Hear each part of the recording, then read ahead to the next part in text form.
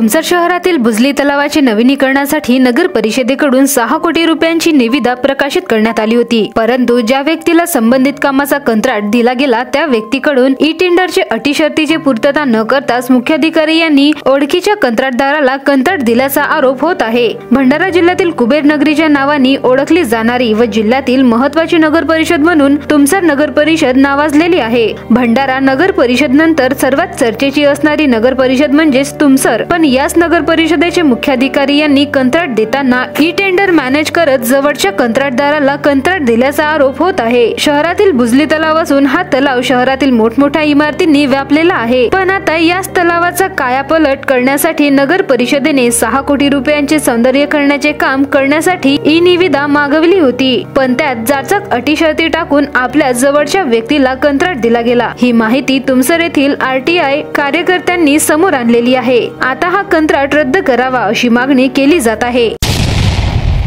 सदरच्या ठेकेदाराला ज्यांना 3 निविदा आले होते, तिन्ही ठेकेदार अपात्र होते। तिन्हीकडे कामाचा अनुभव नव्हता। जितका त्यांनी अटी शर्ती ठेवल्या होत्या त्या तरी तिथला एका ठेकेदाराला यांनी खोटे पुरावे जोडलेले आहेत। त्या ठेकेदारांनी आम्हाला माहितीचे अधिकार, आम्ही माहिती मागितली असता आम्हाला सर्व लक्षात आला। आम्ही वारंवार तक्रार केली नगरपालिकेला, त्यांना सूचना दिली, त्यांना आमच्याकडे कुठलाही आमच्या तक्रारीकडे लक्ष दिलं नाही। असं वाटते की ठेकेदार फक्त नामापुरती आहे, त्याच्या मागे पडद्यामागे येऊन अधिकारी लोकच हा काम करून राहिले, ठेकेदारी करून राहिले। कारण की प्रशासक आता सध्या बसलेला आहे, जेव्हापासून प्रशासक बसलेले तेव्हापासून खूप घोडधंदे इथं होत आहेत आणि ज्या तलावाचा यांनी खोटा पुरावा जोडून हा काम बळकावला आहे, तर त्या तलावाला कुठला पुरावा आणला असेल? तिथं सुद्धा सिद्धार्थ मेश्राम साहेबच आमचे मुख्य अधिकारी आहेत, CO आहेत तिथले। त्यांना मी 2दा पत्र दिला, कलेक्टर साहेबालाही पत्र दिला, तरी कुठली हरकत कुठली कारवाई होत नाही आहे। असा लक्षात येते की ठेकेदार फक्त नाममात्र आहे, अटी शर्ती लोकांकरिता आहेत, यांच्याकडनं कोणतीही अट नाही, कुठलीही शर्त नाही, फक्त पडद्याच्या मागे राहून ठेकेदारी करणे असा आता उद्देश दिसून राहिला अधिकारी लोकांचा, असं आमच्या लक्षात आलेलं आहे। नाव सुरेश दामोदर चकोले, मी शेरवाड येथे राहतो। तलावाच्या पाठीशी माझा मकान आहे। सर, याच्यामध्ये हा काम चालू असताना आम्ही वारंवार या कामाची तक्रार नगर परिषदेला दिली होती, लेकिन ते याच्याकडे काही ध्यान नाही देऊन आल्यात का हे नाही करून आल्यात। आणि दुसरी गोष्ट येथे सर एवढी हे आहे, आबादी फैलली आहे, त्याची कचरा बाहेरच्या पाणी, नाल्याच्या गडरच्या पाणी जमा होतो, त्या येथे वास येतो। आम्ही घराजवळच राहतो आणि येथे अतिक्रमण तर असं झालेलं का असे जाता। याच्याबी आम्ही काही वेळा तक्रार नगर परिषदेला दिलेली होती, लेकिन नगर परिषदवाले कोणी येऊन पाहत नाही, काही नाही। असं वाटते का नगर परिषदच्याच हा काम आहे ना, हे दुर्लक्ष करून आल्यात या कामाकडे। काही वेळा तक्रार करून झाली तरी बी काही ध्यान देत नाही सर। असं आहे, हा काम अशा व्यक्तीला, चांगल्या व्यक्तीला दिल्या पाहिजे।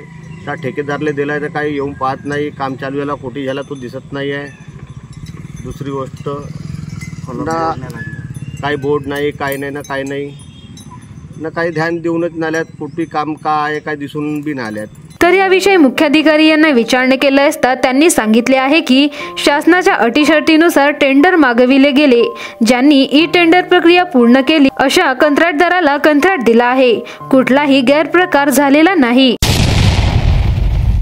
बेसिकली बुजली तलावाचा जो प्रस्ताव आहे तो आपला अमृत योजनेअंतर्गत मंजूर आहे। त्या योजनेच्या निकषाप्रमाणे आपण त्याच्या निविदा प्रक्रिया केलेल्या आहेत। अमृतचं जे पोर्टल आहे त्याच्यावरतीच तुम्हाला टेंडरचे काही प्रमाणात डॉक्युमेंट्स जे आहेत ते उपलब्ध होतात। त्या डॉक्युमेंट्सना विचारात घेऊनच आपण टेंडर केलेलं आहे। त्या टेंडरला ज्यांनी फुलफिल केलं अशा व्यक्तींनाच आपण त्याच्यामध्ये पात्र करून निविदा जी आहे ती मंजूर करून घेतलेली आहे। बेसिकली निविदा प्रक्रिया जेव्हा आपण करतो तेव्हा बरेचसे लोक त्यावर तक्रार करतात। त्यांचं अपेक्षित असं असतं की ते टेंडर कोणाला तरी आम्हाला भेटावं किंवा दुसऱ्याला भेटू नये, अशा मानसिकतेत बरेच लोक असतात। पण टेंडरच्या प्रक्रियेमध्येच मुळात आपण टेंडर ओपन केल्यानंतर 48 तासाचा कालावधी हा आक्षेपासाठी वगैरे आपण ठेवत असतो आणि त्याच्यानंतरच त्याचं फायनान्शियल आपण ओपन करत असतो। तर त्यातली जी निविदा प्रक्रिया जी आपण केलेली आहे ती संपूर्ण निविदा प्रक्रिया ॲज पर रूल रेग्युलेशन आपण केलेली आहे। त्यामुळे त्यात असा जो बोलल्या जाते की हे असं झालं तसं झालं, त्याला कुठलाही अर्थ किंवा त्याला कुठलाही आधार हा काही दिसत नाही। त्यामुळे आम्ही केलेली जी प्रक्रिया आहे ती निश्चितच बरोबर पद्धतीने केलेली आहे असं आम्ही मानतो। प्रशासकीय अधिकारी या नात्याने तिथे टेंडर टाकणारा कुठलाही व्यक्ती माझ्या जवळचा होता असं जर कोणी सिद्ध करून दाखवलं तर त्याला आपण मान्य करू. बेसिकली गावातला प्रत्येक व्यक्ती हा एका अधिकाऱ्याला ओळखत नाही असं नाही, म्हणून त्या अधिकाऱ्याचा जो जवळचा आहे असा त्याचा अर्थ काढणे आणि त्या पद्धतीने त्याला विचारात घेणे ही चुकीची बाब आहे. तो नगर परिषदेला काम करणारा नियमित कंत्राटदार आहे. नियमित कंत्राटदार असल्यामुळे तक्रारकर्ते पण माझ्या ओळखीचे आहेत. तक्रारकर्ते हे माझ्या ओळखीचे नाही असं नाही, तक्रारकर्ते पण ओळखीचे आहेत. ओळखीचा असणे म्हणजे तो जवळचा असणे असा त्याचा अर्थ जर कोणी काढत असेल तर ती चुकीची बाब आहे. पण 6 कोटीच्या निविदामध्ये 3 व्यक्तींनी निविदा भरली, त्यातही फक्त 0.1% बिलोमध्ये कंत्राट कसा देण्यात आला? बाकी 2 लोकांनी कमी किती टक्के बिलो भरला होता त्याची सत्यता पडताळण्यासाठी चौकशीची गरज आहे. भंडारा गोंदिया जिला वासियों के लिए खुशखबर है। अब आपका मनपसंद channel BS crime India news अब आपके केबल नेटवर्क पर, जी हां, अपने केबल नेटवर्क के एशियन चैनल नंबर 13 पर उपलब्ध है। BS क्राइम इंडिया न्यूज पर खेल, राजनीति, क्राइम, साहित्य व अन्य खबरें प्रकाशित की जाती है। हमारे साथ जुड़ने के लिए तथा हमारे चैनल में खबरें, विज्ञापन आदि के लिए संपर्क करें 8669151757 पर।